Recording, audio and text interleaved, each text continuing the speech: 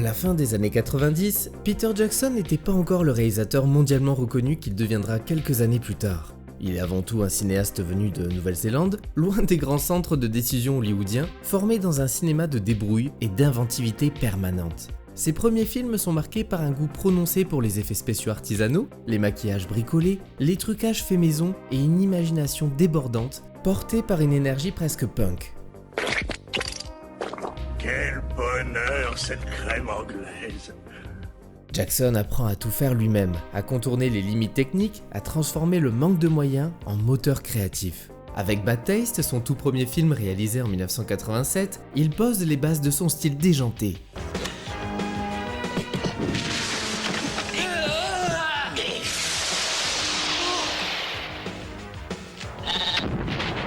Avec Branded, il se fait remarquer pour son sens de l'excès et son humour outrancier.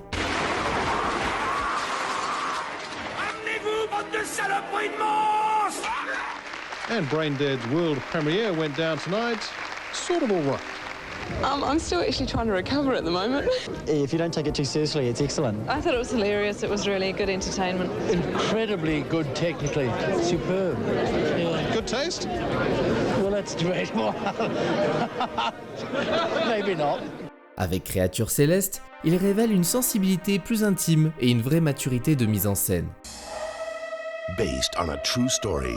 It's all frightfully romantic. Heavenly creatures.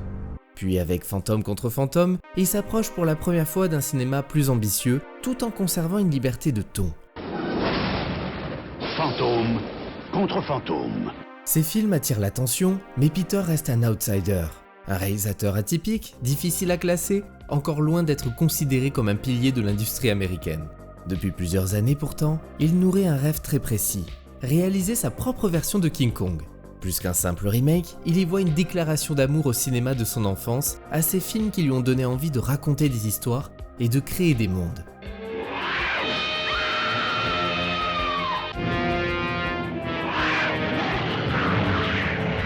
Mais en 1996, ce rêve s'effondre brutalement. Le studio Universal se retire du projet, le film est annulé. Pour lui, c'est un choc violent. Non seulement son projet le plus cher disparaît, mais l'avenir même de Wingnut Films, sa société de production, vacille. Des années de préparation s'évaporent du jour au lendemain, c'est un échec cuisant, profondément déstabilisant, mais aussi un moment charnière dans son parcours. Plutôt que de s'acharner sur un film qui ne se fera pas, le réalisateur choisit de prendre du recul, de remettre en question ses ambitions, son avenir et même sa place dans le cinéma. Et c'est précisément dans ce moment de doute qu'émerge une idée encore plus démesurée. Plus risquée, plus folle, une œuvre que beaucoup considèrent comme tout simplement impossible à adapter au cinéma. Son regard se tourne vers l'univers de Tolkien.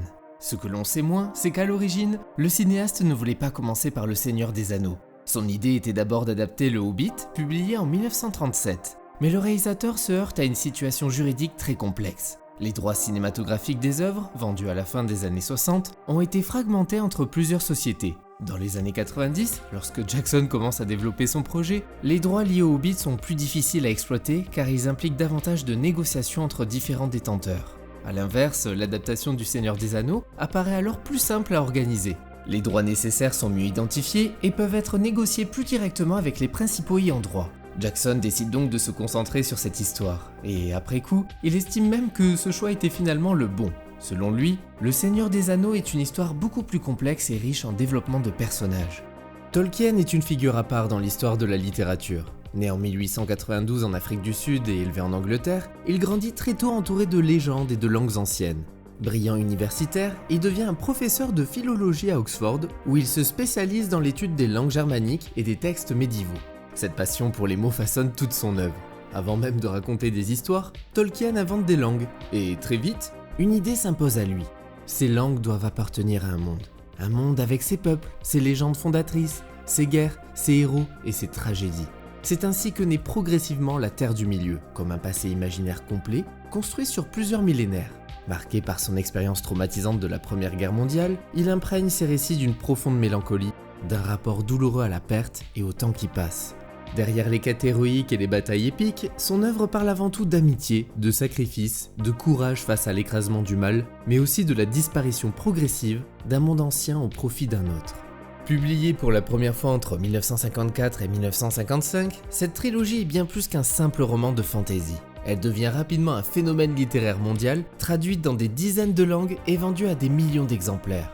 Pour toute une génération de lecteurs, Le Seigneur des Anneaux n'est pas seulement un livre, mais un monde à part entière. Cette richesse est aussi ce qui rend l'œuvre si redoutable à adapter. L'univers est immense, la mythologie dense, les personnages innombrables et le récit s'étend sur des milliers de pages. Pendant des décennies, le roman est considéré comme intransposable au cinéma, ou du moins irréductible à un format hollywoodien classique.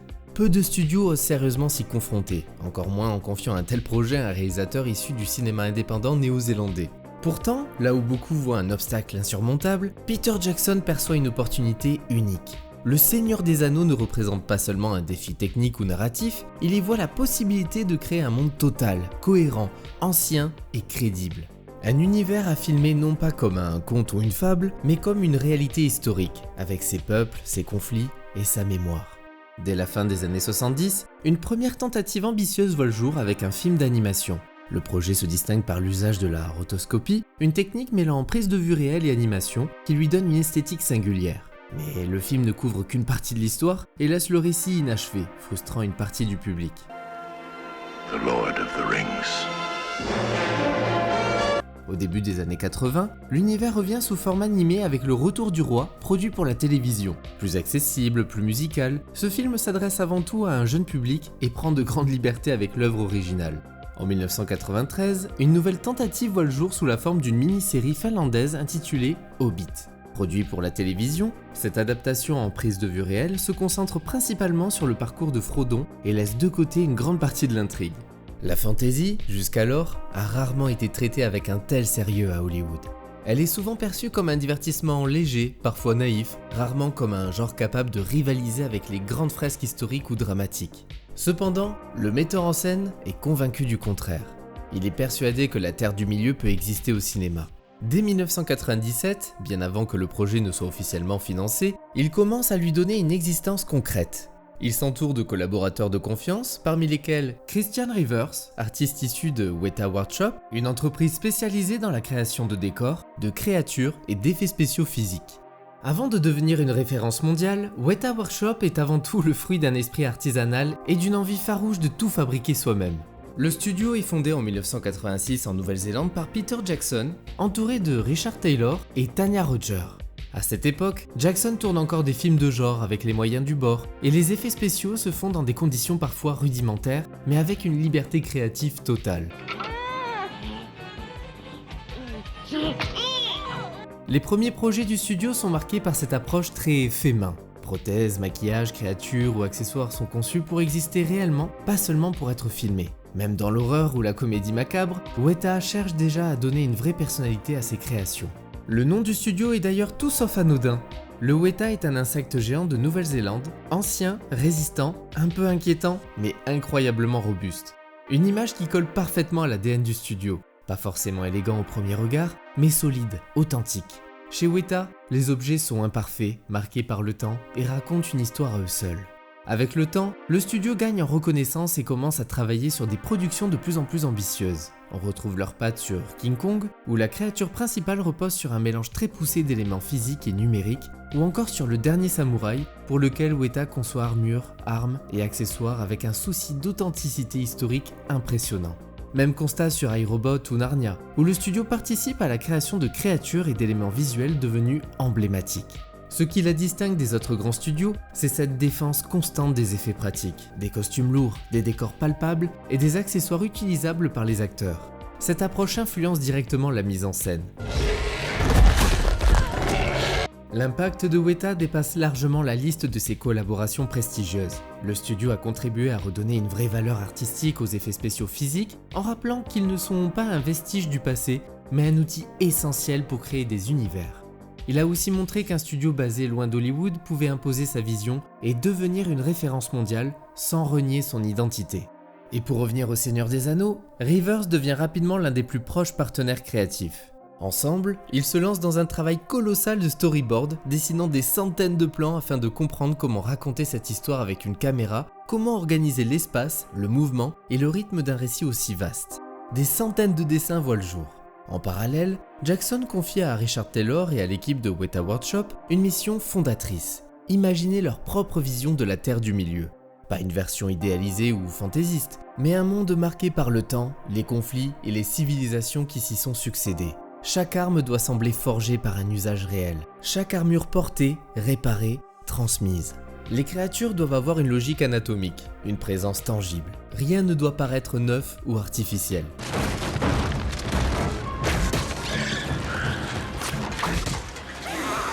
Très rapidement, l'enthousiasme devient contagieux. En quelques jours seulement, Weta commence à produire des maquettes, des armes, des créatures. Lorsque Jackson découvre les premiers essais, il comprend que quelque chose est en train de prendre forme. Le film commence à exister physiquement, bien avant d'exister sur le papier ou dans les bureaux des studios. À ce stade, la communauté de l'anneau n'est encore qu'une promesse fragile, un projet sans financement solide, sans garantie de survie, mais une promesse portée par une vision claire et assumée, celle d'un réalisateur persuadé que la fantaisie mérite le même respect que l'histoire ou le drame, et que le public est prêt à entreprendre ce voyage, à condition qu'on le prenne, lui aussi, au sérieux. Mais à côté de Weta Workshop, il y a aussi sa petite sœur, Weta Digital. Fondée elle aussi en Nouvelle-Zélande mais cette fois-ci en 1993, cette branche est spécialisée dans les effets numériques. Là où Weta Workshop fabrique tout ce qui est réel, Weta Digital se charge de tout ce qui est généré par ordinateur. C'est notamment au sein du studio qu'est développé le logiciel Massive, utilisé pour créer les gigantesques armées du Seigneur des Anneaux. Une technologie qui va profondément marquer l'histoire des effets, mais ça, on en parle un peu plus tard. Très vite, une question centrale s'impose encore à Peter Jackson et à son équipe. À quoi ressemble réellement la Terre du Milieu ? Le cinéaste sait qu'il doit s'entourer d'artistes capables de comprendre Tolkien bien au-delà du simple visuel. À l'automne 1997, deux noms s'imposent comme une évidence, Alan Lee et John Howe. Tous deux ont illustré l'œuvre de Tolkien pendant des décennies, au point que leurs dessins ont profondément influencé l'imaginaire des lecteurs. Leur arrivée marque un tournant décisif. À partir de ce moment, la Terre du Milieu cesse d'être une idée abstraite, elle commence à prendre forme, pierre après pierre, culture après culture. Alan Lee se concentre principalement sur les lieux. Son approche privilégie la poésie, la mémoire et la mélancolie. Il imagine Foncombe comme un refuge hors du temps, baigné de lumière, où l'architecture semble naître de la nature elle-même. Bienvenue à Foncombe, Frodon Sacquet. À l'opposé, Isengard devient une forteresse froide et rigide, dominée par des formes géométriques oppressantes, reflet direct de l'obsession de Saruman pour l'ordre et le contrôle.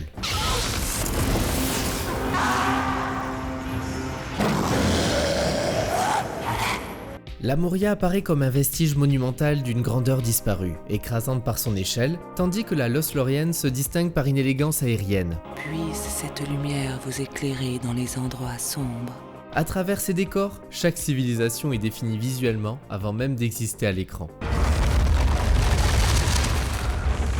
John Howe, de son côté, apporte une attention minutieuse aux armures, aux armes et aux silhouettes. Passionné par l'histoire militaire et les mythologies anciennes, il conçoit des équipements qui semblent forgés pour le combat, transmis de génération en génération. Ici, les armures ne sont jamais de simples costumes. Ce travail conceptuel ne reste pas à l'état de dessin. Grant Major intervient pour transformer ses visions en architecture réelle, tandis que Dan Hena parcourt la Nouvelle-Zélande à la recherche de lieux capables d'incarner physiquement ces paysages imaginaires. Montagnes, plaines, forêts, rivières, les décors naturels influencent rapidement l'écriture et la mise en scène. Certaines scènes sont même repensées pour tirer parti de ces lieux exceptionnels.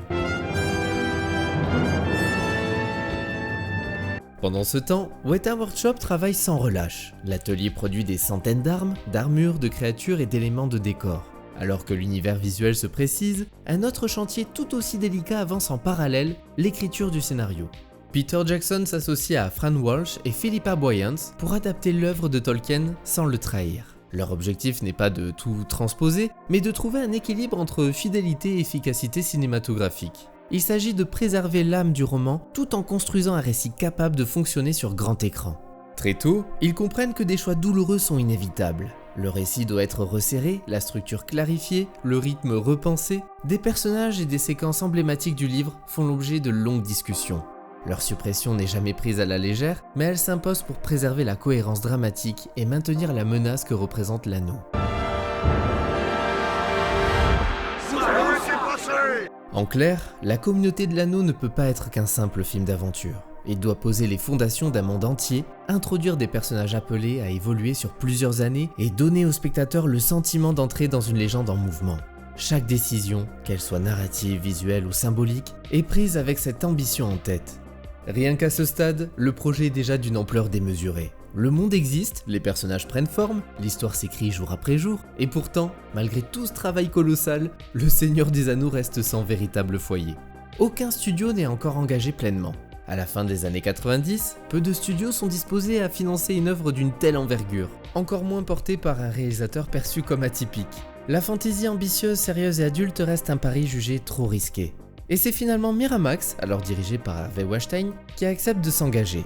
Sur le papier, l'accord semble offrir une bouée de sauvetage, mais très rapidement, les tensions apparaissent. Miramax considère le projet comme trop coûteux, trop long et surtout trop ambitieux pour le public visé. Là où Peter Jackson imagine une fresque ample, pensée sur la durée, le studio cherche avant tout à réduire les risques. L'idée d'une adaptation étalée sur plusieurs films est remise en question. Miramax pousse pour condenser l'histoire en 2 longs métrages, les budgets sont revus à la baisse, les ambitions artistiques freinées et la pression devient constante. Pour Jackson, cette période est éprouvante. Chaque réunion apporte son lot de nouvelles exigences. L'idée même de fusionner la communauté de l'anneau et les 2 tours en un seul film pose des problèmes narratifs insolubles. Comment préserver la progression des personnages, la montée dramatique et la cohérence de l'univers sans le dénaturer ? Le danger n'est plus seulement artistique, il devient existentiel pour le projet tout entier. La situation atteint un point critique lorsque Miramax impose un ultimatum. Soit Jackson accepte de remodeler profondément son film selon les exigences du studio, soit il doit trouver un nouveau distributeur et dans un délai extrêmement court. Une clause du contrat lui accorde une fenêtre minuscule pour présenter le projet ailleurs. S'il échoue, Miramax conserve les droits et le Seigneur des Anneaux tel qu'il a été pensé disparaît définitivement.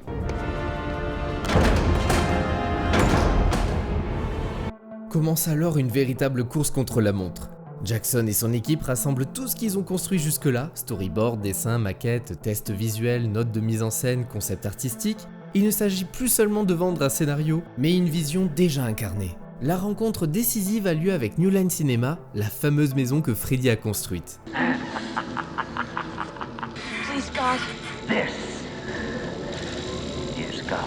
À sa tête, Bob Shaye, qui n'a pas la réputation de multiplier les paris insensés. Pourtant, face à l'ampleur du projet, quelque chose retient son attention. Ce studio a été fondé à la fin des années 60 par ce dernier. À l'origine, la société débute comme un simple distributeur de films indépendants et de production marginale. Mais tout change en 1984 avec la sortie des Griffes de la Nuit. Contre toute attente, le film devient un immense succès et révèle au monde Freddy Krueger, une icône instantanée du cinéma d'horreur. Les suites confirment rapidement le flair du studio. La revanche de Freddy installe durablement la franchise, mais ce sont surtout le 3e et le 4e film qui propulsent New Line dans une autre dimension.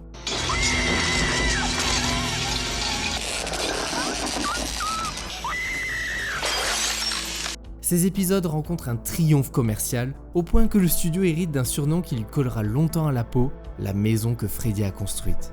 Grâce à cette saga, New Line acquiert une indépendance financière rare et une liberté créative que beaucoup lui envient. Fort de ce succès, le studio élargit progressivement son horizon et produit plusieurs films devenus cultes dans les années 90, dont The Mask, qui révèle Jim Carrey au grand public et confirme que New Line est capable de transformer des paris risqués en phénomènes mondiaux. Pour autant, Bob Shaye reste prudent. Il ne s'engage jamais à la légère sur des projets démesurés. C'est donc face à un studio expérimenté, audacieux mais lucide, que Peter Jackson vient défendre l'ambition folle de son adaptation.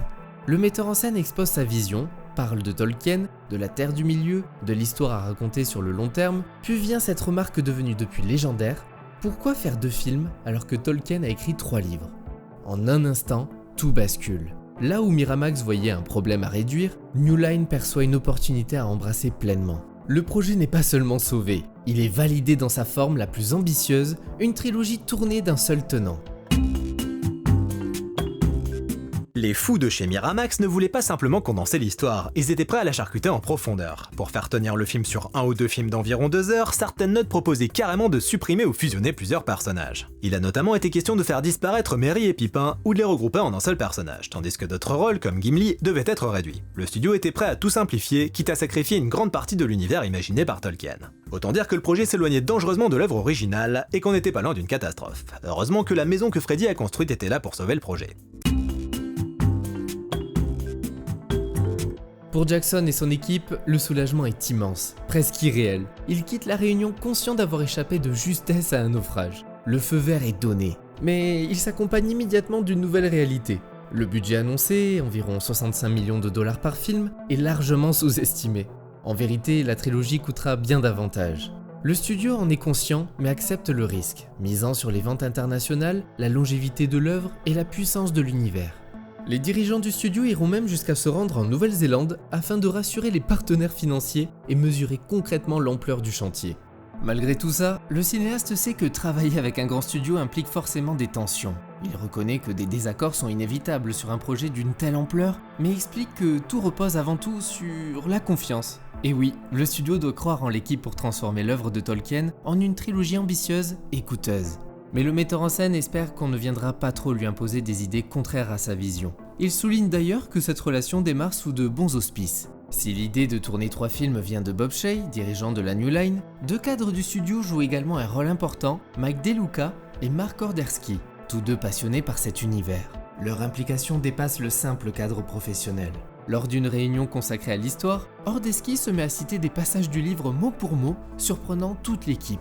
Mais j'ai une autre anecdote qui illustre cet enthousiasme. Lors d'une soirée, la mère de Mark Ordersky confie à Jackson que son fils dessinait déjà des cartes de la Terre du Milieu et fabriquait des maquettes lorsqu'il était enfant. Pour le cinéaste, ses responsables font figure de véritables passionnés au sein du système hollywoodien. Même s'il s'attend à des discussions parfois animées, Jackson reste convaincu que chacun travaille dans la même direction et que le studio souhaite sincèrement faire les bons choix.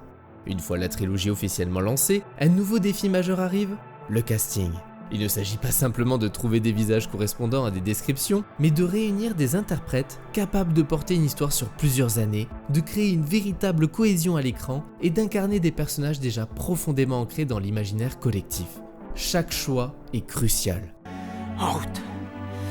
Le rôle de Frodon est confié à Elijah Wood. À la fin des années 90, l'acteur est déjà bien connu du public. On l'a vu enfant dans Retour vers le futur 2.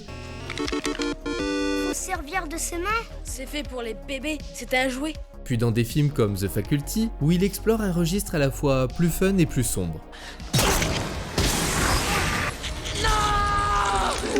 L'équipe est immédiatement frappée par sa capacité à dégager à la fois une grande douceur et une gravité intérieure. L'acteur envoie même une audition filmée, en costume, seul dans une forêt, bien avant que le casting ne soit finalisé. I did my own audition tape, yeah. That's fun. They gave me a few scenes, and I ended up going into the woods and filming a few scenes. My friend George Wang, the guy who directed Swimming with Sharks, shot it for me, and we kind of cut it together that night. And I gave a bad friend. Yeah, no, he's a good guy. And I gave the video to the casting director the next day. Autour de lui se construit le cœur émotionnel du film. Le choix d'Ian McKellen pour incarner Gandalf apporte une légitimité immédiate au projet. Acteur shakespearien reconnu, respecté sur les planches comme à l'écran, il est également connu du grand public pour des rôles récents comme celui de Magneto dans X-Men, tourné presque en parallèle.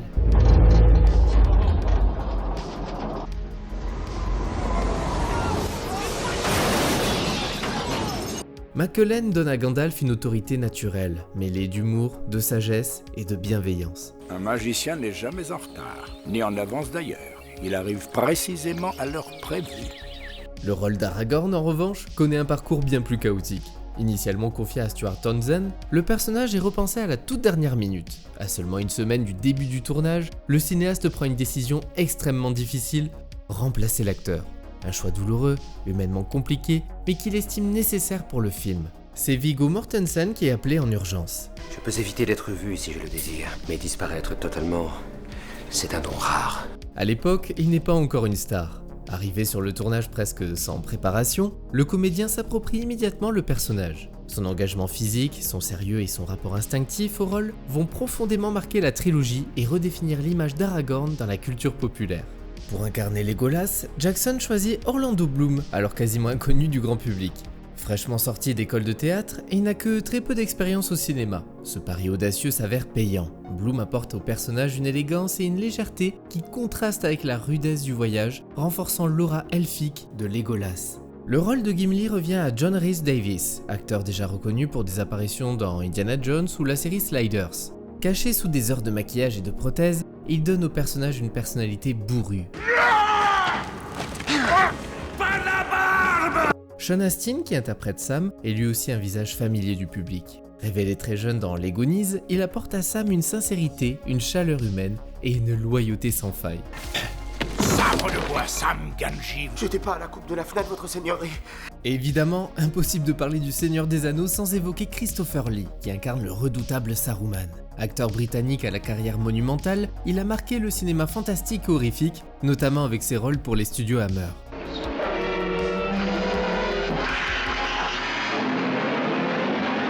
Sa voix grave et sa prestance imposent immédiatement Saruman comme une menace crédible et glaçante. Dans la trilogie, il interprète le plus puissant des magiciens de la Terre du Milieu, peu à peu corrompu par son obsession du pouvoir et son désir de rivaliser avec Sauron. Je vous ai donné une chance de m'aider. Stratège, manipulateur et figure d'autorité, il devient l'un des antagonistes majeurs de la saga.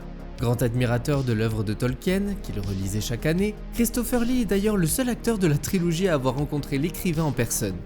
Avant même le début du tournage, les acteurs suivent plusieurs semaines d'entraînement intensif. Maniement de l'épée avec Bob Anderson, équitation, navigation, préparation physique, apprentissage des langues imaginées par Tolkien, Peter Jackson souhaite qu'ils vivent ensemble, qu'ils partagent une expérience commune afin que les liens entre les personnages reposent sur quelque chose de réel. Ce lien se scelle définitivement après le tournage, lorsque les 9 acteurs incarnant la communauté décident de se faire tatouer le symbole elfique du chiffre 9. Dès les premières scènes, Jackson fait un choix fondamental qui va définir toute la mise en scène du film. Filmer la fantasy comme un cinéma du réel, même documentaire dans son approche. Là où beaucoup de productions auraient cherché à accentuer le spectaculaire ou l'exotisme, lui privilégie avant tout l'immersion. La caméra reste à hauteur d'homme, accompagne les personnages dans leurs déplacements et partage leurs contraintes physiques. Le monde n'est pas observé à distance, il est vécu de l'intérieur. La Comté illustre parfaitement cette philosophie. Plutôt que de la représenter comme un décor idéalisé ou figé, elle est filmée comme un village vivant. Jackson utilise fréquemment le point de vue subjectif, donnant l'impression que l'on marche aux côtés des personnages. Cette proximité crée un lien immédiat avec le récit. Le fantastique n'est jamais présenté comme un spectacle lointain ou inaccessible, mais comme un monde que l'on traverse. Cette recherche de réalisme s'appuie sur un outil devenu central dans la production, la prévisualisation.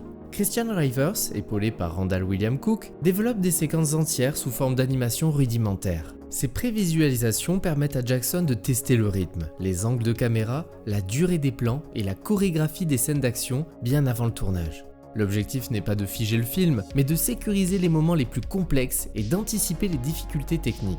Cette méthode s'avère essentielle pour une séquence en particulier, la traversée de la Moria. Je commence à avoir le coup de main.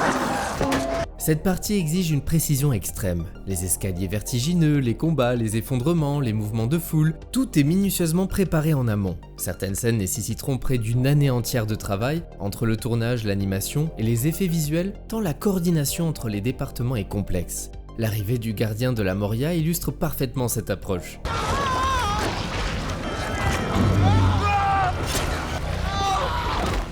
Peter Jackson impose une règle stricte. La caméra ne doit jamais adopter une hauteur artificielle. Elle reste au niveau des personnages, renforçant le sentiment de menace et de claustrophobie. Le monstre n'est jamais montré trop longtemps de manière frontale. Il surgit, attaque, disparaît presque aussitôt, laissant au spectateur le soin de compléter mentalement ce qu'il ne voit pas. Puis vient la séquence qui va marquer durablement l'histoire du cinéma fantastique, le Balrog. Loin d'être une simple créature gigantesque, il est conçu comme une figure mythologique, un ange déchu fait de feu et d'ombre.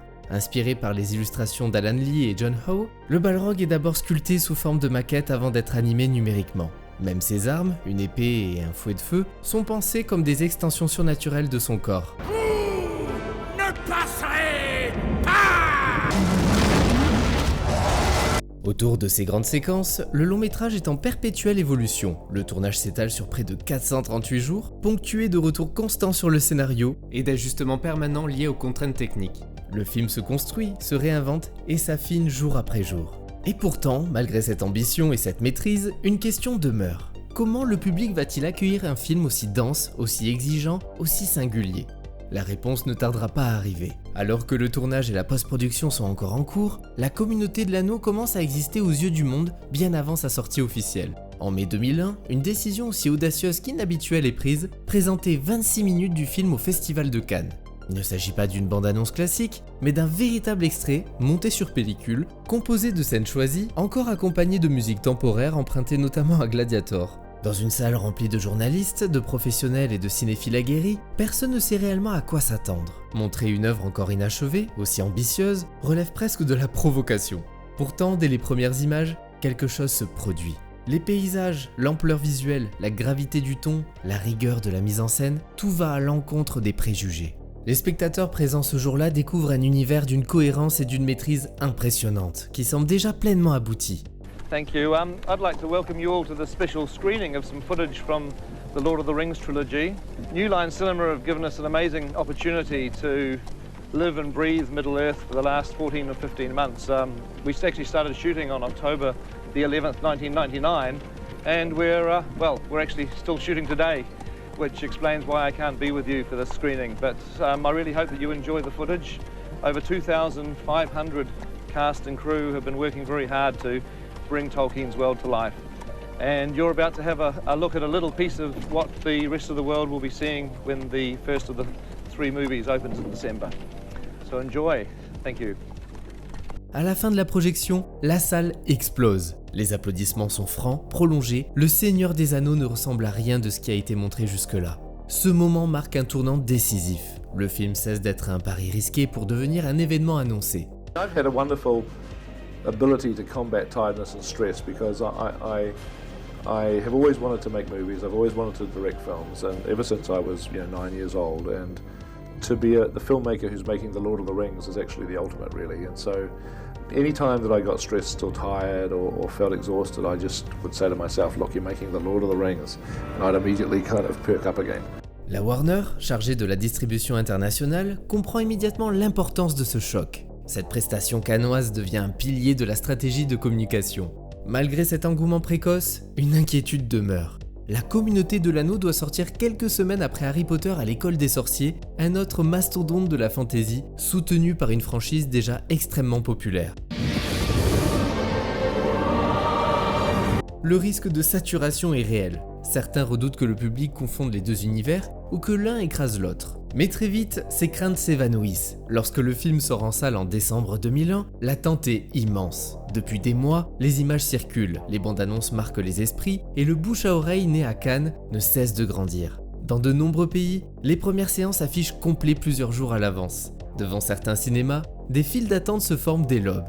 Des spectateurs viennent costumés, d'autres abordent déjà les symboles de la Terre du Milieu. Avant même sa sortie officielle, le film est devenu un événement culturel. Dès son premier week-end d'exploitation aux États-Unis, la communauté de l'anneau confirme l'ampleur du phénomène avec plus de 47 millions de dollars récoltés en quelques jours. Le film s'installe immédiatement en tête du box-office. Sur la durée, il engrange environ 315 millions de dollars sur le territoire américain, un chiffre colossal pour une œuvre de fantasy aussi dense et exigeante. Et à l'international, le succès est tout aussi spectaculaire. En Europe, en Asie ou en Océanie, le public répond massivement présent. Le film cumule plus de 898 millions de dollars de recettes mondiales, propulsant la communauté de l'anneau parmi les plus grands succès commerciaux de son époque. Pour la New Line Cinema, le pari est non seulement gagné, mais largement dépassé. Mais au-delà des chiffres, c'est la réception critique qui surprend le plus. Une grande partie de la presse spécialisée, pourtant parfois méfiante à l'égard de la fantasy, salue unanimement le film. Les critiques mettent en avant la cohérence de l'univers, la maturité de la mise en scène, la solidité de l'écriture et le respect profond de l'œuvre de Tolkien. Beaucoup soulignent que le film refuse toute infantilisation du public, préférant la retenue et la gravité à la surenchère. Certains journaux parlent déjà d'un tournant dans l'histoire du cinéma populaire. Ce premier opus est perçu comme une œuvre capable de réconcilier le grand spectacle avec une véritable exigence artistique. Les performances des acteurs sont largement saluées, tout comme la musique de Howard Shore, dont les thèmes contribuent puissamment à ancrer émotionnellement le spectateur dans ce monde nouveau. Le film reçoit rapidement de nombreuses nominations et récompenses, notamment aux Oscars, où il remporte plusieurs statuettes techniques. Andrew Lesney for The Lord of the Rings, The Fellowship of the Ring. Avec le recul, la communauté de l'anneau apparaît comme le chapitre le plus fragile, mais aussi le plus essentiel de toute la saga. Celui qui devait convaincre, rassurer, installer un monde entier, sans aucune garantie de lendemain. Celui qui a tout mis en place, sans savoir encore si le public suivrait jusqu'au bout. Et c'est sans doute pour cette raison que ce premier film conserve une place si particulière. Parce qu'il porte en lui l'élan originel, la foi presque déraisonnable d'une équipe entière, et cette sensation rare d'assister à la naissance d'une aventure qui allait, contre toute attente, entrer dans l'histoire du cinéma. Sam, je suis content que tu sois avec moi. Porté par le succès colossal du premier film, Peter Jackson aborde ce deuxième volet dans des conditions radicalement différentes. Là où tout restait approuvé auparavant, il bénéficie désormais d'une confiance quasi totale de la part de la New Line Cinema. Cette liberté nouvelle se traduit très concrètement. Tournage additionnel étendu, ajustement du scénario tardif et une production qui reste en mouvement permanent jusqu'aux dernières semaines de post-production. Une grande partie du film est ainsi façonnée après la sortie du premier opus. Jackson et son équipe profitent de ces sessions supplémentaires pour affiner les personnages, renforcer certaines séquences clés et préparer en parallèle la conclusion de la trilogie. Gandalf! L'ouverture en est le symbole parfait. Le combat entre Gandalf et le Balrog est entièrement repensé ici.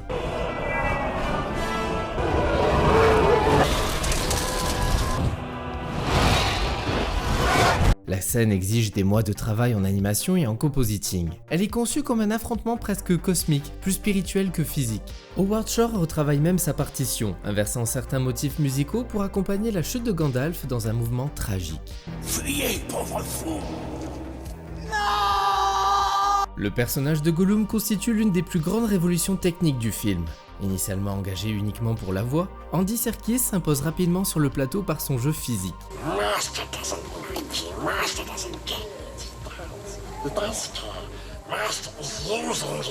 Il interprète Gollum directement face à Elijah Wood et Sean Astin, vêtu d'une combinaison de motion capture encore très rudimentaire. Cette présence réelle permet aux acteurs d'interagir véritablement avec lui. En post-production, les équipes de Weta Digital retravaillent ensuite chaque plan image par image afin de recréer des micro-expressions impossibles à capter à l'époque, notamment autour des yeux et de la bouche. Une avancée majeure voit le jour à cette occasion, la translucidité de la peau, développée spécialement pour simuler la manière dont la lumière traverse la chair humaine. Le personnage gagne alors une dimension organique, fragile, troublante de réalisme. Gollum ? Ne suivez pas les lumières. La bataille du gouffre de Helm représente l'un des tournages les plus éprouvants de toute la trilogie. Filmée presque exclusivement de nuit, sous une pluie artificielle constante, elle s'étale sur près de 3 mois. 3 mois. 3 mois. Les acteurs enchaînent les prises dans des conditions extrêmes. Armure lourde, maquillage trempé, froid permanent. Pour donner vie aux armées, Jackson combine figurants réels, cascadeurs et soldats numériques. Chaque combattant virtuel possède sa propre intelligence artificielle, capable de réagir de manière autonome. Lors des premiers tests, certaines armées numériques prennent la fuite, obligeant les programmateurs à ajuster volontairement leur comportement pour obtenir des affrontements crédibles. Le design des Uruk-hai est poussé très loin. Plus massif et plus agressif que les orques précédents, ils doivent évoquer une force quasi industrielle. Plus d'une centaine de costumes complets sont fabriqués pour les scènes de masse, chacun pensé pour résister aux combats, aux chutes et à l'eau. Le décor d'Edoras marque profondément l'équipe. Construit au sommet d'une colline isolée et balayée par le vent, il impose une logistique éprouvante. Techniciens et acteurs doivent gravir la montagne chaque jour. Le metteur en scène insiste pour tourner majoritairement en lumière naturelle, exploitant les nuages, le soleil et les changements climatiques afin de donner une identité visuelle fragile et mélancolique. Le film est aussi celui où Jackson pousse le plus loin son mode de travail en flux continu. Pendant que certaines scènes sont tournées, d'autres sont encore en cours d'écriture, de storyboard ou de prévisualisation. Il supervise simultanément plusieurs équipes. Bien avant l'ère du cloud, il valide des animations à distance, ajuste des cadrages sur des écrans portables et retravaille des séquences entières à quelques semaines de leur finalisation. Sur le plan narratif, de nombreux ajustements sont effectués très tardivement. Le montage devient un outil central pour maintenir l'équilibre entre les différentes lignes du film. Jackson et ses scénaristes cherchent constamment à créer une respiration émotionnelle, alternant entre tension, pause et montée dramatique. Certaines scènes sont déplacées, raccourcies ou supprimées afin d'éviter qu'un arc ne prenne le pas sur les autres. La version longue, développée en parallèle, permet d'approfondir encore ce travail. Elle réintègre des scènes essentielles pour mieux comprendre certains personnages sans jamais rompre la dynamique générale. Évidemment, pour le réalisateur, ces versions étendues ne sont pas de simples bonus, mais une seconde lecture naturelle de l'œuvre. Le travail sur le son et la musique prend également une ampleur nouvelle. Howard Shore développe une véritable architecture musicale, pensée comme un langage parallèle au récit. Chaque peuple, chaque lieu possède son identité sonore. Sur le plateau, cette musique n'existe pas encore. Les acteurs jouent souvent dans le silence, guidés uniquement par les indications émotionnelles de Jackson, parfois résumées par quelques mots ou des rythmes fredonnés. Sur le plan humain, le tournage laisse des traces profondes. Les conditions difficiles, la durée exceptionnelle du projet et l'intensité du travail créent des liens très forts au sein de l'équipe. Beaucoup racontent que c'est sur ce film que la fatigue se fait le plus sentir, mais aussi que la solidarité est la plus forte. Pour Peter Jackson lui-même, ce deuxième chapitre marque un tournant. Il ne se contente plus de réaliser, il orchestre l'ensemble de la trilogie, jonglant entre les plateaux, montage et effets visuels avec une vision d'ensemble impressionnante. La bataille du gouffre de Helm est terminée. Celle pour la Terre du Milieu ne fait que commencer. Ce n'est plus simplement un épisode intermédiaire, mais une pièce centrale. Celle où tout bascule et où l'ambition du projet se révèle pleinement. Alors que la post-production touche à sa fin, l'équipe travaille encore sous une pression constante. Certaines séquences majeures sont finalisées à quelques semaines seulement de la sortie mondiale. Chez Weta Digital, les animateurs enchaînent les nuits blanches pour livrer les plans complexes mêlant les effets pratiques, miniatures et animations numériques. Le film reste malléable jusqu'au bout. Un détail souvent méconnu concerne la bataille du gouffre de Helm. Une partie des cris et des chants entendus à l'écran ne provient pas de figurants professionnels, mais de l'équipe elle-même. Techniciens, assistants et membres de la production sont régulièrement mobilisés pour compléter les ambiances sonores.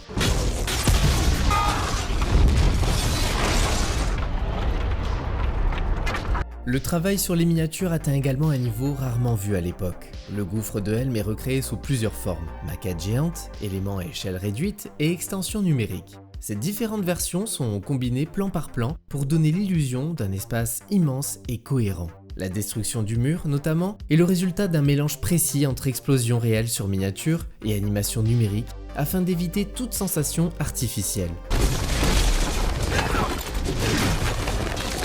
Lorsque le film est enfin prêt à être dévoilé, le contexte est particulier. Rarement un deuxième volet aura été aussi attendu. La sortie est prévue pour décembre 2002, exactement un an après le premier épisode, installant un rendez-vous quasi rituel avec le public. La communication insiste sur l'ampleur, la noirceur et la montée en puissance du projet, tout en évitant soigneusement de dévoiler ses séquences majeures. Les forces de Sauron ont lancé leur attaque. C'est une armée constituée dans un seul but. Détruire le monde des hommes. Dès sa sortie aux États-Unis, le film rencontre un succès immédiat. Le démarrage est massif, confirmant que l'engouement n'était pas retombé. Très rapidement, le box-office américain dépasse les attentes, s'installant parmi les plus gros succès de l'année. À l'international, le phénomène est encore plus frappant. Ce deuxième volet dépasse largement les centaines de millions de dollars de recettes et franchit le cap symbolique des 900 millions à l'échelle mondiale. Un score colossal qui confirme définitivement la trilogie comme l'un des projets les plus ambitieux et les plus rentables de l'histoire du cinéma. La réception critique est globalement très positive, même si légèrement différente de celle du premier film, là où l'introduction était saluée pour sa capacité à installer un univers, ce deuxième chapitre est reconnu pour sa maturité, son audace et sa densité. Certains observateurs notent également que le film ose s'éloigner d'un simple émerveillement pour proposer quelque chose de plus exigeant, parfois inconfortable. Un choix qui divise légèrement, mais qui renforce l'identité de l'ensemble. Beaucoup verront dans ce deuxième opus celui où la trilogie affirme pleinement sa singularité, refusant toute facilité. Tous nos espoirs sont désormais liés à deux jeunes hobbits. La conclusion est désormais attendue comme un événement planétaire. Mais paradoxalement, cette reconnaissance rend la tâche encore plus lourde. Il faut désormais terminer sans faiblir. La fabrication du Retour du Roi se déroule dans une tension permanente. À ce stade, la production ressemble à une mécanique géante lancée à pleine vitesse qu'il faut maintenir en équilibre jusqu'au bout. Les tournages additionnels s'enchaînent, non pour corriger des erreurs, mais pour affiner, préciser. D'un côté, des scènes partiellement ou entièrement retournées pour améliorer leur efficacité, et de l'autre, des plans beaucoup plus discrets, parfois de simples inserts ou contre-champs, ajoutés parce qu'un regard manque, qu'une transition est trop sèche, ou qu'un plan ne raconte pas exactement ce qu'il devrait. Sur un film de cette ampleur, ces micro-ajustements peuvent faire toute la différence. Jusqu'au dernier jour, le réalisateur continue de demander des modifications très précises. Un élément de décor supplémentaire, un angle différent, un détail visuel permettant de mieux sentir l'échelle. Chaque demande déclenche une réaction en chaîne. Fabriquer l'élément, le filmer, l'intégrer numériquement, puis l'ajuster au montage.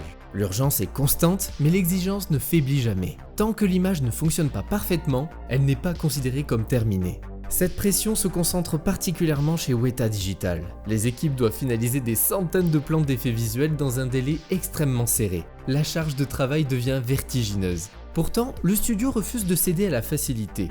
Le long métrage n'est pas pensé comme une démonstration technologique, mais comme un monde crédible, ancien, habité. Contrairement à beaucoup de superproductions de l'époque, Le Retour du Roi ne bascule jamais dans le tout numérique. Le projet repose sur un mélange constant de techniques. Les figurants sont bien présents sur le plateau en armure réelle. Les cascades sont filmées physiquement, les maquillages et prothèses restent omniprésents, le numérique vient ensuite prolonger et amplifier cette base tangible. Cette approche hybride donne au film une densité visuelle particulière, une sensation de poids que le spectateur perçoit instinctivement. La gestion des batailles illustre parfaitement cette philosophie. La mise en scène impose une règle claire, le spectateur ne doit jamais être perdu. Tirez à volonté!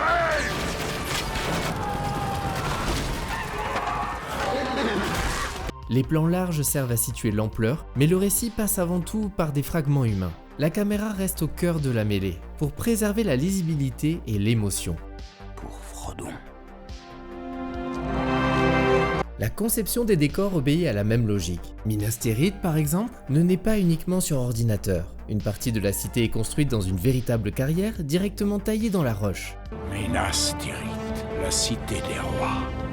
Sur le plateau, l'impression est saisissante. Même l'équipe a parfois le sentiment de se tenir face à une ville réelle. C'est également dans ce troisième volet que se pose définitivement la question de Sauron. L'idée de lui donner une forme humaine est sérieusement envisagée. Sur le papier, l'approche est tentante, mais très vite, une évidence s'impose.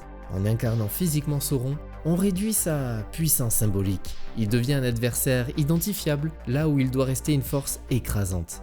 Le choix final consiste donc à maintenir une menace abstraite. Le danger ne passe pas par un affrontement frontal, mais par le poids de l'anneau, l'usure mentale et la tentation. L'anneau est à moi. Ce choix influence profondément la mise en scène. Le film ne cherche pas uniquement l'escalade spectaculaire, il privilégie la tension, l'attente, les silences, même au cœur des scènes les plus gigantesques. À ce stade, Le Retour du Roi apparaît comme une œuvre paradoxale. C'est le long métrage le plus ample, mais aussi celui qui repose le plus sur des choix intimes. Tout doit coexister. La démesure et le détail, la foule et l'individu, la technologie et l'artisanat. Et alors que le montage avance, une certitude s'impose à toute l'équipe, la réussite du film ne dépend pas seulement de sa grandeur, mais de sa capacité à terminer sans trahir l'émotion construite depuis le premier jour. Si Le Retour du Roi est le film le plus spectaculaire de la trilogie, c'est aussi celui qui met physiquement et mentalement les équipes à l'épreuve. À mesure que la production avance, la fatigue devient palpable. Le tournage s'étire sur la durée, les retours sur le plateau s'accumulent et la post-production s'emballe jusqu'à frôler la saturation.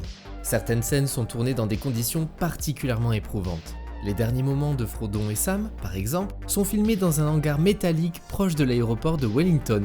La chaleur y est étouffante, la fumée omniprésente, et le bruit complique parfois même la prise de son.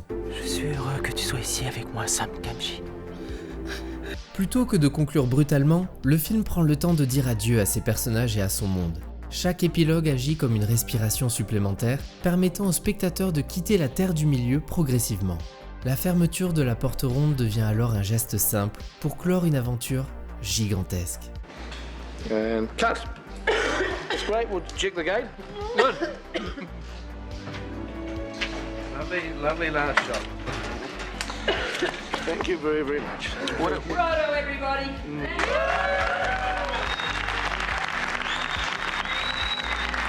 À ce stade, le film est prêt à être livré, il ne reste plus qu'une inconnue. Comment le public et la critique accueilleront cette conclusion après 2 films déjà devenus cultes? Bon, sans grande surprise, dès ses premiers jours d'exploitation, le film réalise des chiffres spectaculaires. Aux États-Unis comme à l'international, les salles affichent complet et le bouche à oreille fonctionne immédiatement. Le Retour du Roi dépasse le $1 milliard de recettes mondiales, devenant l'un des plus grands succès commerciaux de l'histoire du cinéma. Pour la New Line Cinema, le pari initial, jugé insensé quelques années plus tôt, est pleinement remporté. Mais au-delà du box-office, c'est la réception critique qui marque un véritable tournant. De nombreux critiques parlent d'aboutissement, voire de conclusion exemplaire pour une œuvre de cette ampleur. La mise en scène, le travail visuel, la musique d'Howard Shore et l'engagement des acteurs sont unanimement mis en avant. La reconnaissance atteint son sommet lors de la cérémonie des Oscars. Le Retour du Roi reçoit 11 nominations et remporte les 11 statuettes. Un score parfait, sans aucune défaite, qui agit autant comme une récompense pour ce film que comme une consécration pour l'ensemble de la trilogie. À travers lui, c'est tout le travail accumulé depuis la communauté de l'anneau qui est salué. Les équipes techniques, les artistes de Weta, les acteurs, les scénaristes et la vision de Peter Jackson. Le Retour du Roi apparaît comme bien plus qu'un simple dernier chapitre. C'est un film façonné dans l'urgence, la fatigue et la pression, mais porté jusqu'au bout par une exigence rare, une œuvre qui parvient à marier démesure et intimité, technologie et artisanat, spectacle et émotion. En refermant la porte de la Terre du Milieu, le film ne cherche pas à impressionner une dernière fois. Il choisit au contraire la retenue. Et c'est sans doute pour cela que cette conclusion continue de résonner, parce qu'elle ne célèbre pas seulement une victoire, mais tout le chemin parcouru. Et c'est aussi pour cela que j'ai choisi cette trilogie pour fêter la 100e vidéo de la chaîne. Cette trilogie est une anomalie, une œuvre unique, et c'était un honneur d'y revenir enfin, après tout ce temps passé sur YouTube. Mon aventure ici a commencé le 20 septembre 2021, lorsque j'ai publié ma toute première vidéo. 20 minutes consacrées à un classique de l'horreur qui m'avait marqué durant mon adolescence, Jeu d'enfant. Hi, I'm Chucky, wanna play? Je débarquais un peu tard avec un concept déjà très présent sur la plateforme, mais l'envie de créer était beaucoup plus forte que toutes les barrières que je m'imposais depuis des années. À ce moment-là, j'étais en pleine dépression, en plein burn-out. J'avais besoin de faire quelque chose qui me faisait vibrer, et dans cette période difficile, l'une des rares choses qui m'aidait à tenir, c'était le cinéma. Vous savez, il y a des endroits qui ont le pouvoir de suspendre le temps, des lieux où l'on peut s'asseoir dans le noir, oublier le monde extérieur et se laisser emporter ailleurs. La salle de cinéma fait partie de ces rares sanctuaires. On y partage des rires, des frissons, des larmes avec des inconnus qui, le temps d'un film, deviennent des compagnons de voyage. Et quand les lumières se rallument, on repart toujours un peu différent. Dans cette période sombre chez moi, je me suis replongé dans mes classiques. Jumanji, The Mask, Terminator, The Faculty, Chucky, Freddy, Roger Rabbit, Scream, et je me suis dit que ce serait génial que quelqu'un fasse des vidéos complètes sur les coulisses de ces œuvres. Puis je me suis lancé. Fan de Guillaume Cassar et Ratel Rock, que j'admire énormément pour ne citer qu'eux, je me disais que c'était impossible de débarquer alors qu'il y avait déjà des talents comme eux.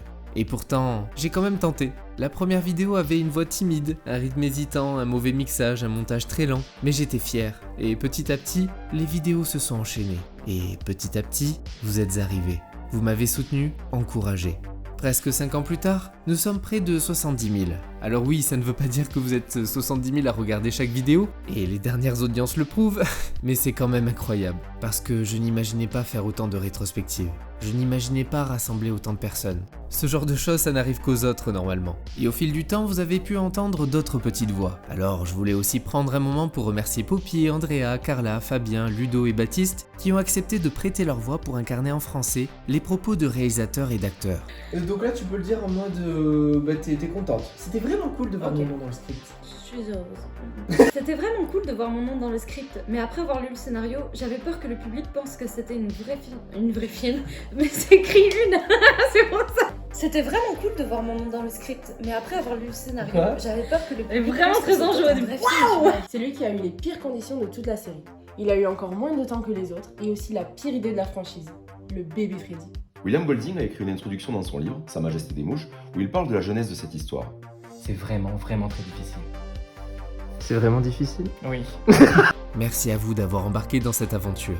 Merci à mon pote Dylan qui m'a conseillé par rapport au micro et à la carte son. Et je voulais aussi remercier Chaos Studio qui a créé le logo Chord Pop et réalisé plusieurs intros, notamment celle des Harry Potter,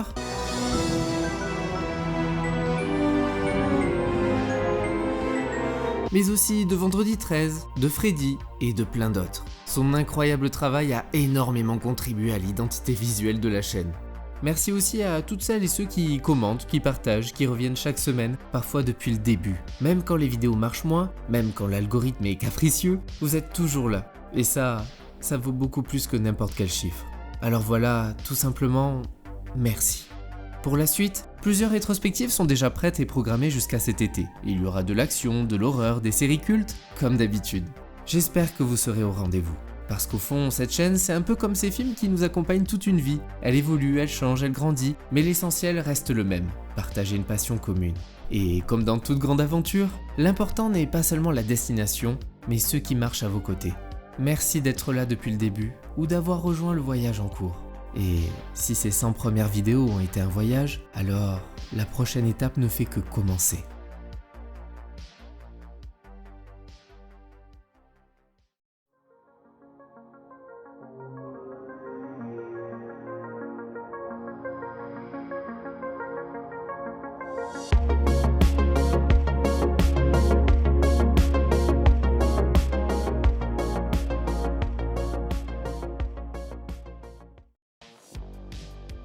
C'est une habitude bien ancrée chez Peter Jackson. Il aime apparaître, même très brièvement, dans chacun des films qu'il réalise. La trilogie n'échappe évidemment pas à la règle. On peut ainsi l'apercevoir à différents moments, toujours dans des rôles très secondaires, mais suffisamment visibles pour les spectateurs attentifs. Et puisqu'il est déjà sur le plateau, le réalisateur en profite aussi pour faire participer sa famille. Sa fille apparaît discrètement dans chacun des films, à des âges et à des situations différentes, comme un petit clin d'œil personnel glissé au cœur de cette immense aventure. Avant de trouver son casting définitif, la saga a connu plusieurs refus assez étonnants. Sean Connery a par exemple décliné le rôle du célèbre magicien, expliquant qu'il ne comprenait pas vraiment l'histoire. Un choix surprenant quand on connaît l'ampleur qu'allait prendre la trilogie. De son côté, Nicolas Cage aurait pu incarner le héros Aragorn, mais sa famille l'a convaincu de refuser. Si l'anneau est l'objet le plus célèbre de la saga, il est loin d'être le seul bijou fabriqué pour le tournage. Les armures portées par de nombreux personnages reposaient sur des cottes de mailles composées de 12,5 millions de petits anneaux, tous assemblés à la main. Un travail colossal réalisé par seulement 2 personnes qui auraient perdu les empreintes de leurs doigts à force de répétition. Ce souci du détail a largement contribué au réalisme visuel de la trilogie et a été récompensé par une prestigieuse statuette pour les costumes. Avec plus de 20 000 figurants, 700 acteurs et près de 250 chevaux sur certaines scènes, le tournage aurait pu laisser des traces irréversibles. Pourtant, Peter Jackson a tenu à préserver les paysages vierges de la Nouvelle-Zélande. Pour éviter d'abîmer les sols, notamment dans plus de 30 zones totalement inhabitées, la production a déployé des kilomètres de moquettes directement sur la Terre, une solution aussi simple qu'efficace pour protéger la nature tout en permettant des scènes d'une ampleur spectaculaire. L'idée centrale de l'histoire ne date pas d'hier. Tolkien a commencé à imaginer cet univers dans les années 30, mais c'est en 1937 qu'un élément clé voit réellement le jour, après la lecture d'un article scientifique sur l'alchimie. L'anneau devient donc le symbole absolu de la corruption et de la tentation du pouvoir. Tout l'intrigue repose sur cette idée simple, ce que l'on est prêt à sacrifier pour obtenir ce que l'on désire. Pour incarner son personnage, Viggo Mortensen s'est imposé une transformation physique impressionnante. Il a perdu plusieurs kilos en très peu de temps afin d'obtenir une silhouette plus crédible, plus rude, à l'image d'un homme habitué à survivre dans la nature. Son alimentation stricte et son entraînement intensif ont largement participé à façonner l'image iconique du personnage que tout le monde connaît aujourd'hui. Bien avant cette adaptation, un projet totalement improbable a failli voir le jour. Les membres des Beatles ont sérieusement envisagé d'acheter les droits de l'œuvre pour en faire un film. L'idée venait de John Lennon, qui souhaitait même jouer l'un des personnages principaux. Le projet a fini par tomber à l'eau, mais il reste l'un des plus grands fantasmes cinéphiles de l'histoire. Sur le tournage, Viggo Mortensen s'est également illustré par son implication totale. Le chorégraphe chargé des combats à l'épée a expliqué qu'il s'agissait du meilleur élève qu'il ait jamais formé. Cette maîtrise exceptionnelle lui a permis d'utiliser une vraie épée en acier. Il a aussi appris presque entièrement une langue inventée spécialement pour l'univers du film. Et dans une scène devenue culte, lorsqu'il frappe violemment un casque en hurlant, la douleur est authentique. L'acteur venait de se fracturer 2 orteils, une prise conservée au montage pour son intensité brute.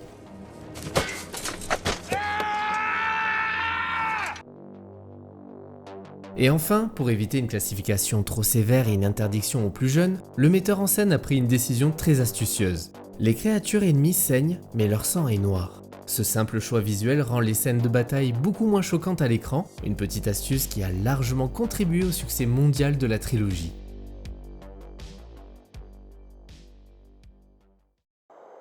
Et voilà, c'est tout pour la trilogie Seigneur des Anneaux. J'espère que vous avez passé un beau moment et on se retrouve très vite pour de nouvelles rétrospectives. En attendant, n'oubliez pas de commenter, liker et abonnez-vous bordel.